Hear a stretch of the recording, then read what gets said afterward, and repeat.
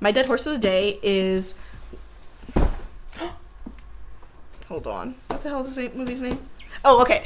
Pillow Princess, Pillow Princess, Pillow Princess. He's a pillow princess. They're a pillow princess. You're a pillow princess. Yeah. Hello, everyone. Welcome to this new episode of Pillow Princess Podcast. My name's Irina. My name's Layla, and this is the Pillow Princess Podcast, if you haven't been tuning in already. And today, we are going to be talking about party culture. As you can see from the title of the video, Joie de Vivre at the club. Joie de Vivre at the club. Period. Okay, well, to start us off, do you have any dead horses of the day of the week, Layla?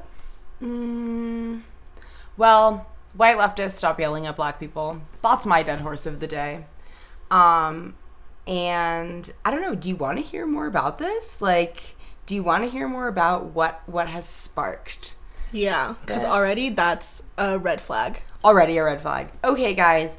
So this weekend, I decided to get involved in my local community, politically, you might say. And we live in kind of a conservative area. So Dems and liberals and progressives feels like, you know, kind of few and far between, definitely. And I have a rich knowledge of the history of this town because I went to college here. You can point to any number of monuments and buildings and hospitals and nonprofits and recognize the names of certain colonizer millionaires. But anyway, so I'm at this political event. I am one of very few young black people there. And I have this terrible interaction with this representative who has voted against so much LGBTQ plus legislation, like pro LGBTQ legislation for our district, and just consistently like votes against queer and trans people in the state house. And so I had like an interaction with her that was super unpleasant. And so I'm sitting outside, like whatever, trying to collect my thoughts in this little fucking high school lobby, and this white woman, we'll call her Jocelyn. I've been thinking about this name for a while. Jocelyn. She's like a mix between Zoe and Jocelyn. Okay. Zoe and Jocelyn. Period. A mix between Zoe Deschanel and Jocelyn from Schitt's Creek. So, and Jocelyn comes up to me and yells at me for like supporting this candidate that she doesn't like and she has a problem with. Mind you, everyone, this is like a county assembly, so all of the candidates are in the room. Like, she could go and yell at this candidate, and I asked this woman to walk away several times. I explained to her that it was super inappropriate to yell at her constituents, and like that she was in a position of wanting to be a leader, all these things, like, and all these signs of saying like, hey, like, I don't want to talk. Did not understand. And the hill that she is dying on is that she's a progressive, and that's her progressive, like, that's her way of like living out her progressive values. And I just don't agree with that. And I just, you know, the dead horse is like, yeah, white leftists, like, treat black people better. And also, like, remember that word praxis that we all like have like learned and talked about in like many contexts. And like, and I'm saying praxis as like an academic phrase because this is like obviously like for white leftists who are coming often from an academic like perspective. And yeah, I don't know. I just think like that was like a small interaction that definitely super negatively impacted like my weekend and like my vibes. And it's like, I know that Jocelyn is not my singular enemy. And I understand that, even though that really like rattled me, and I thought it was like a real like in poor taste and like super disrespectful. And I think Jocelyn needs to look inward and like think about how she can actually like enact her values. Like, I wish white leftists understood that like an individual person and how they're voting is not your enemy either. Fuck being moderate. I think it's kind of like spineless. Like, that's never who I'm going to be. And I'm also not running for office. Like, I'm a private citizen. I'm not answering to people as like an elected official or like posing myself like as a leader in the community. But yeah, white leftists, stand up. Yeah. Praxis. When I think also about white leftism as an existence as a rebuke to capitalism, and what is capitalism built on specifically within the imperial court of the United States of America. It's based on the enslavement of Black people, and like that is an integral part of what capitalism means within the United States of America. And also that means across the world, because the United States of America is in fact the imperialists across the world. And being able to understand where class politics and racial politics come together is essential. A lot of times white leftists will only understand the idea of a class politic, but what is class and what makes it up? Okay, let's read some Black Marxism and like tap into what it means to build coalitions. And so I think about like Fred Hampton and his Rainbow Coalition, right? Exactly. And how we speak to working class people, how we speak to working class people of color, and how we speak to working class Black people. Not everyone is going to come to leftist ideology in the same exact way. And we really just, like, particularly white leftists, really have to learn that their righteousness must be at the benefit of the people. Yeah. And not just of their own egos. Yeah, that is so true. You know, it's like, okay, you're a white leftist, you're a self-proclaimed, like, ally. It's like, first of all, don't proclaim that yourself. Like, I think, like, people that you're an ally to need to say, oh, yeah, this person is, like, an ally to our people. That's one thing. But the other thing is, I think, like, part of being an advocate, maybe not an ally, but an advocate, which is what, like, people are proclaiming themselves as when they're like leftist community leaders, when they are like running for office as like a leftist. If you're an advocate, then your job is to communicate for like the people that you're trying to uplift that don't have a voice. And so you need to reach the people that you're trying to communicate with. And it's not about how you want to communicate, it's about how they're going to hear you. There can be more work done about like knowing our positionality and knowing the nuance of our positionality, and also like knowing that all of our identities like are in tandem, right? Like intersectionality, babe. And it never gets old. I know some of y'all are probably bored of hearing that, but obviously it needs to be said. The right ones are not bored. You guys are sat. You're eating it up. You're like, cheers. And what's your dead horse of the day, Irina? Do you have one today? I certainly do. Yeah, get into it. For y'all that were there, Sunday night for the Oscars, my dead horse of the day is... Hold on. What the hell is this movie's name? Oh, okay. So for everyone that was there, my dead horse of the day is One Battle After Another versus Sinner's Oscar battle race.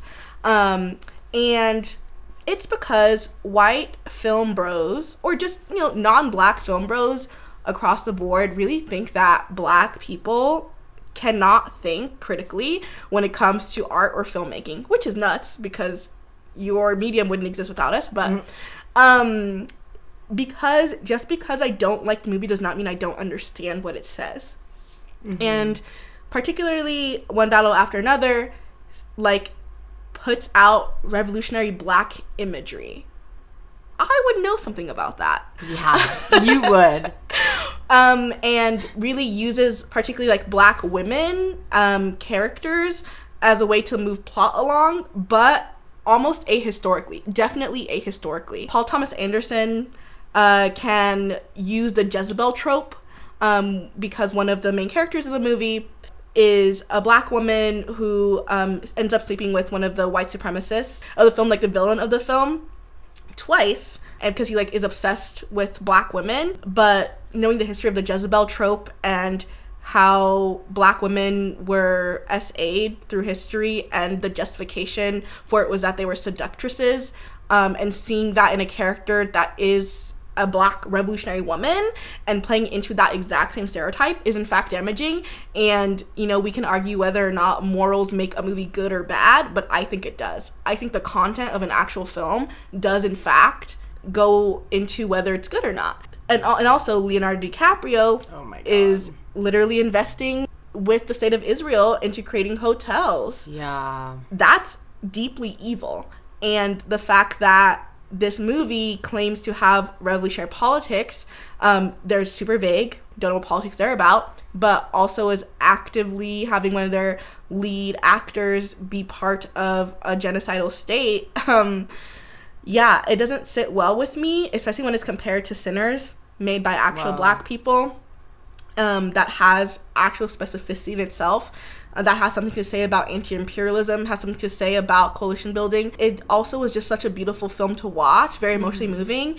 The content itself centering on lived experiences of black people and not an imaginary revolution of black people, the way that white people like to think of us as. I think that's quite important. But you know, at the end of the day, shout out to all the people that won for Sinners. They won 4 awards, and of course not all these things don't matter inherently. There's a lot of things that are going on in the world, but I like movies, I like to talk about movies, and I do think that they reflect a lot of where we're at and the way that people think about them.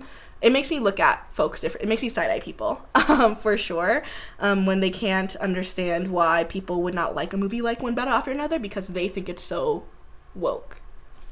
Yeah, I mean, first of all, I need to admit to the viewers and the listeners, I need to admit to our little princesses, you guys, I famously, like, don't really watch movies. Like, I can name off the top of my head some films that I've seen, but, like, I'm just not having the attention span to stay awake for a movie is actually the issue that I have. So, I don't watch many movies, so I'm not a lover of movies. And I want to add to the conversation that I do agree with you, like, the content of a film, like, does have moral implications and is important to think about. And I am side-eyeing people that like that movie. I haven't seen it. What's it called? One Battle After Another. One Battle After Another. I haven't seen it, and I probably won't. But yeah, I am side-eyeing anybody who likes that movie. But it's like tales all this time. Like, remember how, like, people thought, like, The Help was, like, woke and, like, Green Book was, like, woke? Yeah. When both of those are, like, films and stories that have been adapted and used to, like, romanticize the, like, systemic enslavement and, like, indentured servitude of, like, black people that has continued, like, even after, like, Abe Lincoln abolished slavery or whatever the fuck they teach you in your history class. So yeah, I'm right there with you, and yeah, agree, it's not the only thing that matters in the world, and I think it's so important to be present where we are, and, like, we do live in the U.S. in this landscape, like, socially and politically. We are living around people who are engaging with this media, and so it's important to, like, talk about, because like we were saying before, it's like, you know, maybe everyone is not going to arrive at this conclusion with my side eye, but maybe they will, like, listen to a critical analysis of that movie and think twice about it beyond just being, like, entertainment and cinema. So yeah. And, you know, I guess I finish off as well, just, like, not necessarily side-eyeing even if you like it, but the fact that can you take in critical critique of it. And I recommend watching Jules's video. I'm side-eyeing if you like it. I mean, I could go on a rant forever about how, like, the U.S. and France are, like, unintertwinable as, like, republics and democracies and as colonial governments. And one of those ways, and the way that I am most knowledgeable about it, you guys, is through art history. And I've got to say, you know, there are many times throughout French art history where there is a movement and an obsession with the grotesque, and I think it comes in and out of, like, popularity. I just think, like, accepting that I can't disentangle those things makes me actually give side-eye to people who like that movie. I'm sorry. Based on what you said. Just based on what you said. No, you ate Sorry, guys. I have side-eye to you. But Irina's over there waiting to communicate with you about this. So we all have our roles. You're so funny. But, okay. So we've done our dead horses. Would you like to get into our topic for the day? Yeah. Joie de vivre, joie de vivre, joie de vivre, joie de vivre at the club. Honestly, I was feeling ashamed about this, but my pit stains are so club forward because you shaking your ass at the club or not, you better have pit stains, bitch. Ooh, yeah. Let's make that. You better have pit stains. Mm-hmm. Bitch. Would you like to see what's in my bag when we go out to the club? Yeah, I want to see what's in your bag when we go to the club. Mm-hmm. Anyway, so I'm famously actually not a big bag person. I used to be, but, you know, as a pillow princess, I do let my partner just carry everything for me in their pockets. So, but if I do have a bag, this is what I would carry. First and foremost, essential lip gloss. This one is... You know what? No free promo, but it's a beautiful lip gloss, and you can get it at the drugstore. And then I have a little portable perfume bottle in case we get musty. This is super essential. I have my eyelash glue. Right now, my eyelashes are, in fact, lifting off. I need this all the time. And I, of course, have my tweezers then, and I have my lip liner. And finally, I have AirPods, or if I have like headphones or some sort. Also, I didn't buy these. These were a gift from a friend. So that there's that as well. But there's this beautiful bag that Layla actually let me borrow. Ooh. Matches, you know. I thrifted this for our Cheetah Girls costume on Halloween, actually. Whoa. And it's so tea. And I thought it matched your outfit perfectly. And honestly, this might convince me to go out to the club with a bag, because Pink Pantheress in the Tonight house. when we go out, this is what you're going to wear. Yeah. Do you want to see what's in my bag? Yes. Okay, guys, my bag is quite full. It is this little red clutch that I found at the bins. I literally just snatched it up. Genuine leather. Okay, I love a clutch. First of all, I got sunglasses. These are prescription. My dad got these for me in 7th grade, and I hope my eye doctor isn't watching, because then they'll know that I can't see. Got my phone. Need to take some pics. Okay, fresh pack of cigarettes, and always gonna flip a lucky. I haven't even opened this yet, you guys. Whoa, unboxing. Oh, no free promo. Right, Just you kidding. Couldn't guess what they that gave is. me a mobile offer, and I always flip a lucky, you guys. Lucky cigarette, very important also for harm reduction, de-escalation, etc. So we're gonna need this for later. All right. There's so much stuff. Keys with a little lighter on the keychain. Gum. A lot of people will tell you the bouncer won't let you in the club with gum, but I've never had that experience, and so you should just try being more like me, I guess. Mm-hmm. I don't know. What do you think? Or hide it better. Or be more stealthy. Purell. Little party affirmation that I won't reveal to the camera, but it's in this very cute little bird little cigarette case. Full like makeup leopard print thing, and it has like a million lip glosses in it, and no free promo, so you don't get a tour. Lip oil from my sister. It plumps you up. Wallet, because I do need money. This is the least pillow princess thing about me, how much I have to carry on my own. Dramamine. I'll get free promo for that because, guys, I need this. I'm a nauseous girl. And also, for comfort and communication, blue calcite. Who's got that in their bag? What is your party origin story? Well, so I always like to say I am a 3rd generation party girl. And what that means is that my mom is a party girl, my aunt's a party girl, and my sweet, sweet Ade is also a party girl. And what does that mean, you're asking? I'm not talking like a Charlie XCX type party girl. I'm talking like a classy dinner party girl that can do it all. She can dress it up or down. She is like making a little recipe. This is so Saba-core. Saba, my mom, she's making a little recipe that she's never made before, and it's like the most delicious like pastry, like gourmet shit, and like we're having like the biggest dinner party.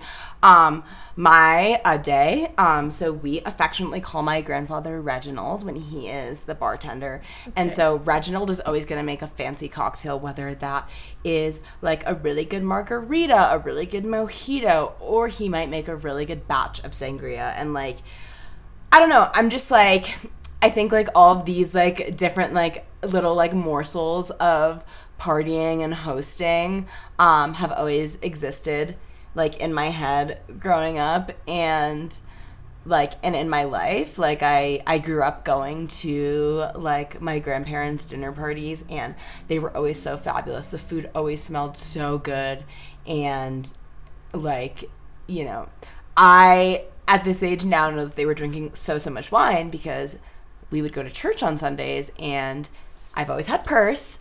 And so one time we were at church and I had 2 purses, one for my coins and one for my wine corks. And so we are sitting in the pews at church.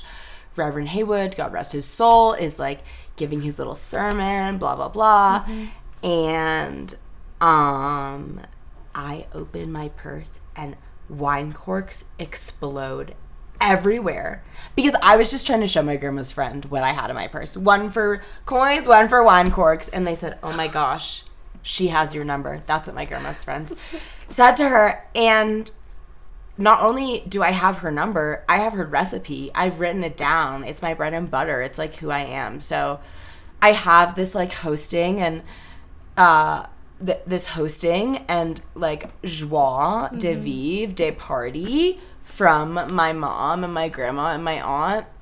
And also, I get it from my dad too. Dads matter too, you guys. Growing up, my dad would always say there's always 2 types of people in the world: those who go looking for the party and those who bring the party. And he always said, we bring the party. Yeah. And so that is like the vibe that I'm trying to like bring to my life. And I think it's like such a big part of who I am.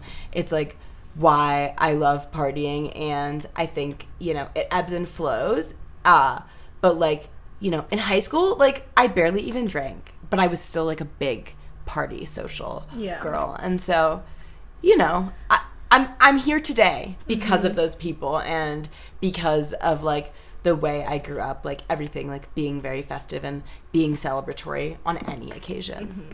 So you're the Blair Waldorf of your time, but not in a toxic way? Not in a toxic way. And also like, I don't know, my mom and dad aren't like rich, so. Yes. In the hosting way, and you made these wonderful cocktails for us. I did make these cocktails, you guys. Do you think they want to know what's in it? Mm-hmm. Okay, guys, it's some vodka that was distilled 7 times. It says on the bottle. Ooh, lime juice, and also the new spring flavor of Red Bull. It is cherry something. It's in a white can. It's delicious, and I will give Red Bull free promo because they have gotten me through a lot. Whoa. Yeah, like that is one brand that I truly am loyal to, and whether they pay me or not, I'll say their brand out loud. Yeah. On the Red Bull, you're surviving the class war. Apparently. Red Bull, you're surviving my class war. I don't know what saved you. How did you get here? Like, where did you start? And I don't know. Yeah, where did it all begin for you, Irene-ta? I also came from a family that definitely knew how to party, whether it was birthdays to funerals. Someone was shaking something. Wow. And I feel like I was definitely taught to dress well for parties and to always have snacks and drinks for guests. That was essential. Hosting was definitely essential, and that was super, super cultural as a West African. And then I pretty much was like just like a very straight edge kid through all of high school, and it wasn't until my senior year of college that I started, I guess, creating this like new party identity that like does more other things. However, that was pretty traumatic. I think literally from my freshman year of college to, I would say, in the past 2 years, so let's say 2024, I was partying with the wrong people. And that like include a variety of things, just like not listening to my own boundaries, not going home when I should have gone home, and really like experiencing parties with a lot of social anxiety, and mostly because I shouldn't have been around those people, because that anxiety was telling me something, get out of here. Yeah. And I just like I went through a lot of trauma. Yeah. But through that trauma, I did find, and it's not because of it, it just happened to be, but through that trauma, I found electronic music. So I love to go to a rave. I love to go to a set, and I know what kind of music I like now. And I love to dress up in certain ways, and I know how to party and how long to stay out. And I know how to prepare myself for a long night too. I think that's really essential. And because my frontal lobe has now allegedly developed, I just feel a lot more like, okay, like when I go out, I know how to go out. And that means a lot because I'm such a homebody. Yeah, you are such a homebody. It's so true. So when you go out, how late do you stay out? And what do you need? Because I know you said, you know, in Pillow Princess fashion, you don't normally carry a bag, but what's in the bag that's around that has your stuff? What do you need to get through a successful night out? Yes, the essentials. Well, I think 2 a.m. is a wonderful time to cut things for me, myself, and I, because I love to sleep.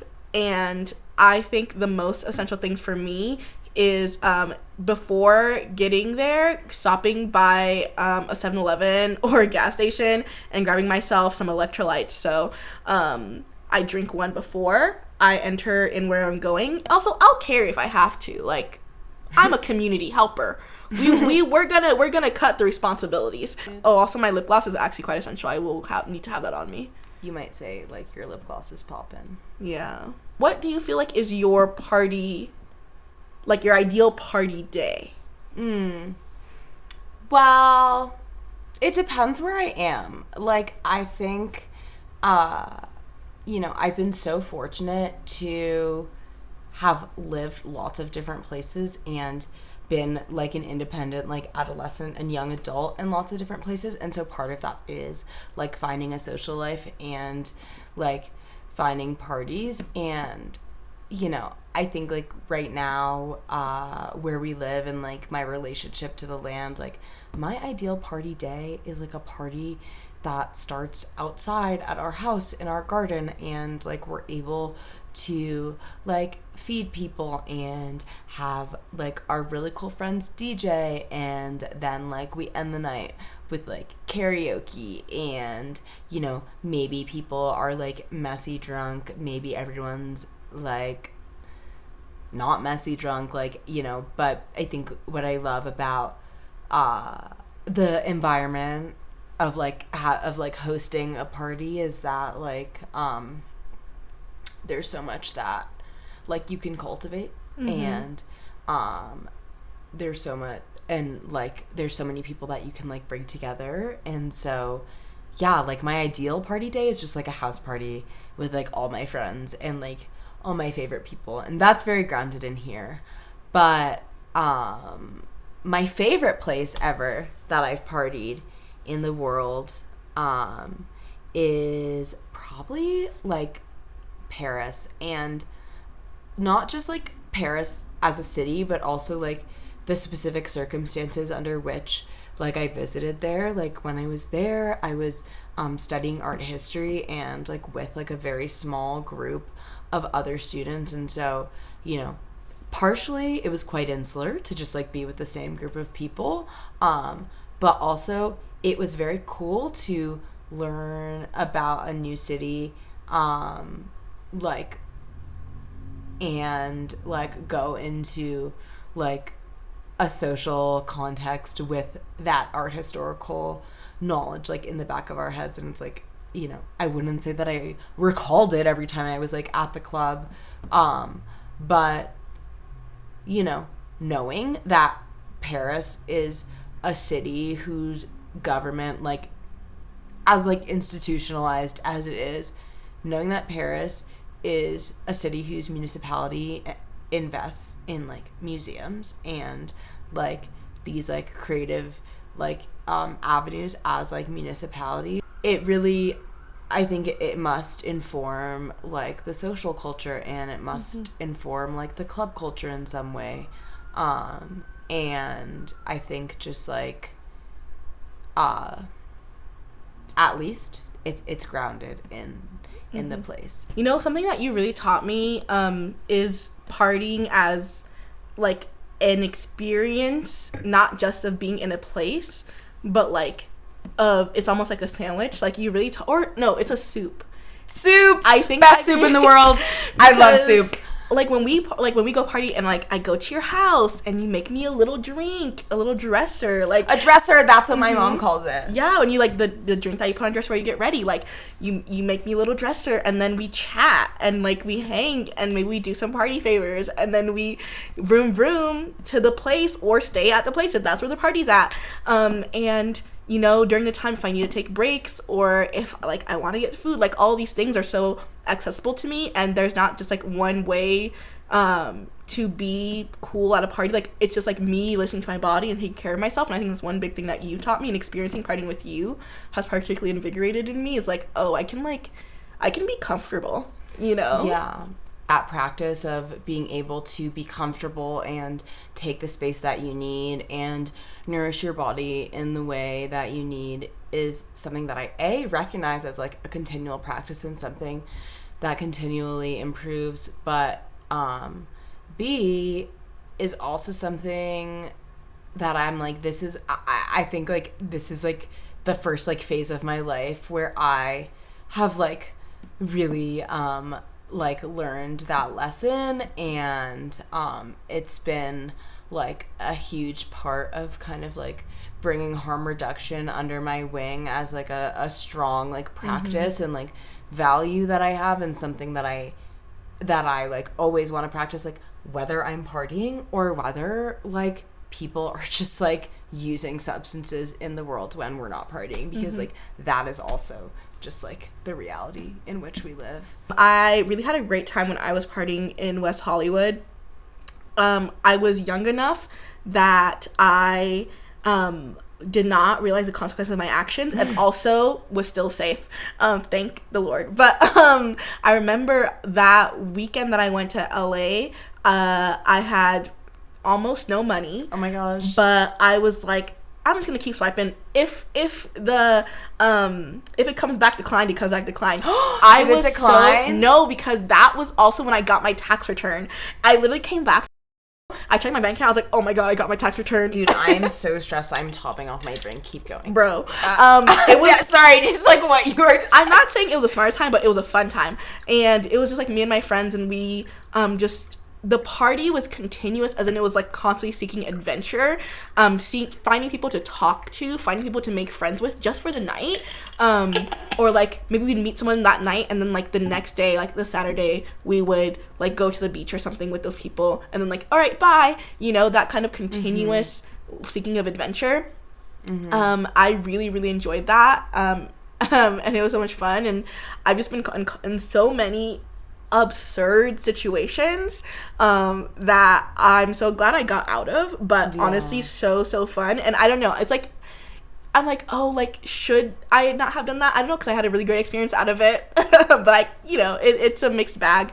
But I mean, I definitely also, something I loved about party culture is also just, like, the music. I'm so into the actual music of it all now.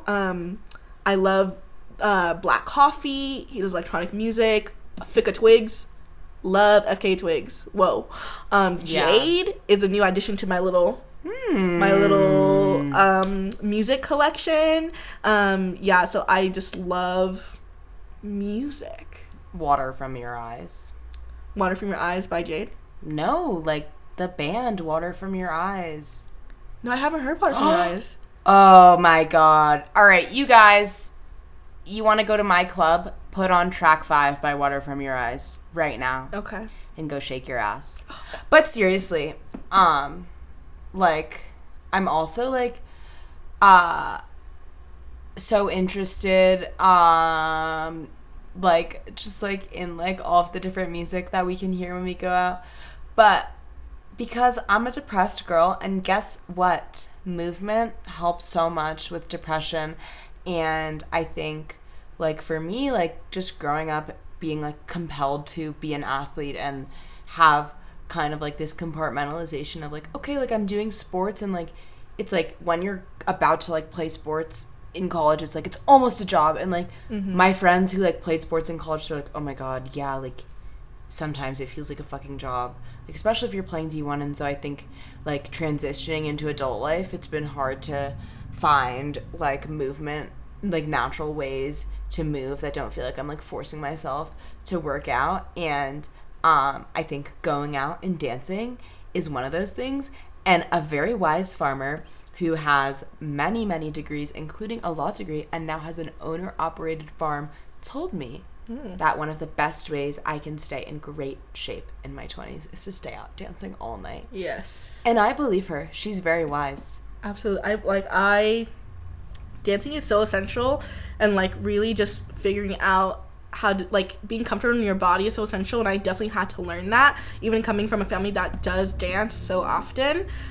Just suddenly remembering that there are eyes on you, you kind of have to forget. But in that, even in the times of not dance, when I'm in the car and we're getting home from the club and it's like maybe 2:30, I want to hear the Cranberries, Maisie Starr, or Lenny Kravitz. Like, I need something. If you could return, don't let it burn. Don't let it... You know what I'm talking about. Let it linger, right? I know. Believe me. I know. You know how to let it linger. I know how to let it linger. Yeah. I want to talk about partying as, like, an escape or as rest. So I know that oftentimes we're like, oh, rest is revolution. And I will say sometimes, and for some people, not all of you should be resting as revolution. Sometimes some of you who rest contribute to wake up. Wake up. Sometimes some of you who rest contribute to global exploitation, and you need to get up and do something now. What should they do? They should collect their money every month to give to mutual aid. They should picket or join people who are doing strikes. They should donate food or do other direct action things. I know that, however, this applies to Black people specifically. Why our rest absolutely is revolutionary is if you look at the disparity of heart disease and Black people who die, particularly African Americans who die of heart disease in the United States, is 30 to 52% more than white people. And I think that that is something that we have to listen to. Not only are we dealing with generational trauma, but we have high cortisol levels, constantly stressed, and are basically constantly in danger, as well as high blood pressure. And that all of that doesn't have to be true, as we work within our community to take care of ourselves and to take care of each other, and also to party, to dance, to let our happiness take care of ourselves. So putting on our sunscreen, wearing something nice, like truly taking care of ourselves, because it literally will kill us otherwise. Yeah. And I think Black people surviving is revolutionary, and that's why our rest is revolutionary. Yeah. That doesn't go for everyone who's listening to this. Yeah. Exactly. And also, like, I think something, like, I feel like I've really, like, found a part of myself in partying recently that I don't know, I want to say was like shunned away by partying like in predominantly white spaces, and like being like one of like the only Black people and one of like the only like Black femmes in those spaces. Like I just think like I lost the part of myself that just enjoyed music. I lost the part of myself that just enjoys like dancing. I lost the part of myself that just like enjoys like talking and like being social at parties, and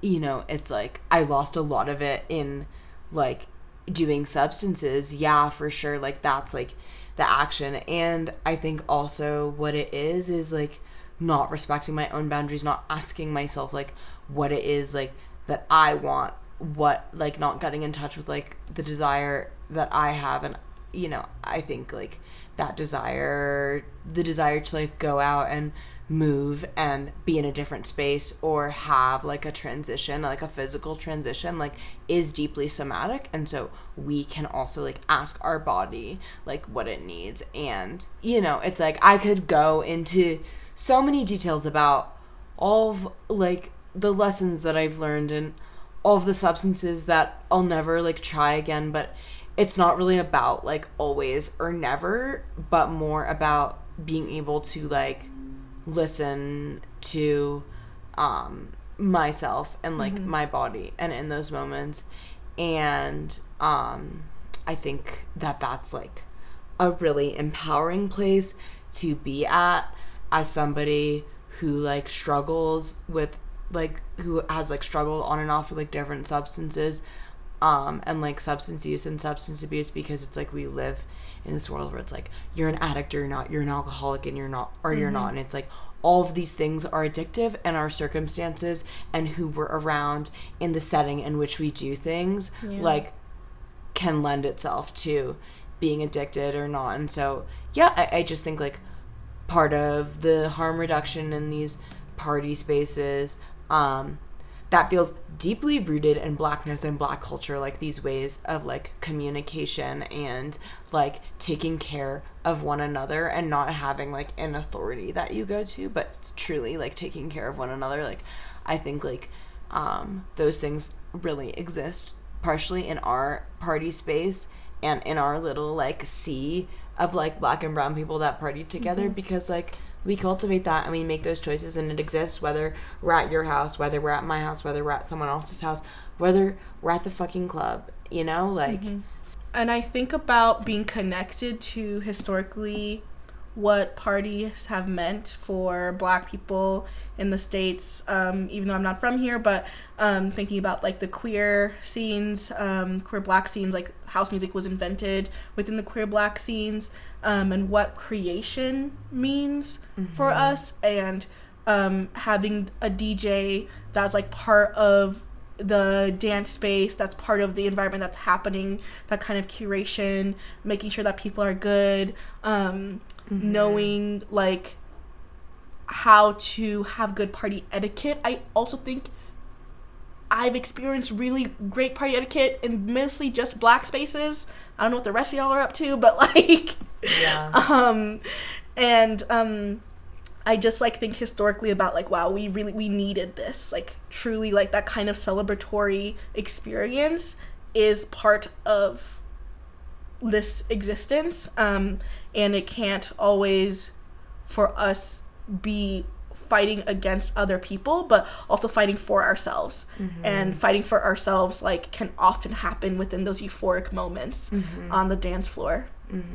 And you know, since we have been talking about earlier in our episode you know, how much it's like we don't have like this capitalist United States of America that we exist in without the Atlantic slave trade, I have this teacher, Dr. Gosh, I don't know if I should name her by name. We're friends on Facebook. We'll call her Dr. Marigold. Okay. Dr. Marigold, smartest woman ever. And she gave me a bunch of books, including this Alice Walker book for my graduation. And I took this African American literature class with her. And in the class, we like read a series of excerpts and writings about like spirituals written by enslaved people, and in these spirituals, like, not only were there like messages of like communication and like using like music as like a network of gossip and like origins of like call and response and these types of things in Black communities in the United States, there was also just like great spiritual power in this, like, obviously like people who were enslaved by like the United States, like founding fathers or whatever the fuck you want to call them, founding fuckers, like what they were facing was unimaginable, and having this historical archive of music as a means of survival is something that exists in all cultures and is not like unique to Blackness. And I think in the US it's like erased from Blackness. Like, where do we get this narrative that like house music is for white people or that country music is for white people, right? Like, for real, like, where did we get that narrative? And so it's liberating and so empowering to know that like we are a part of all these things and that like we belong in all these spaces.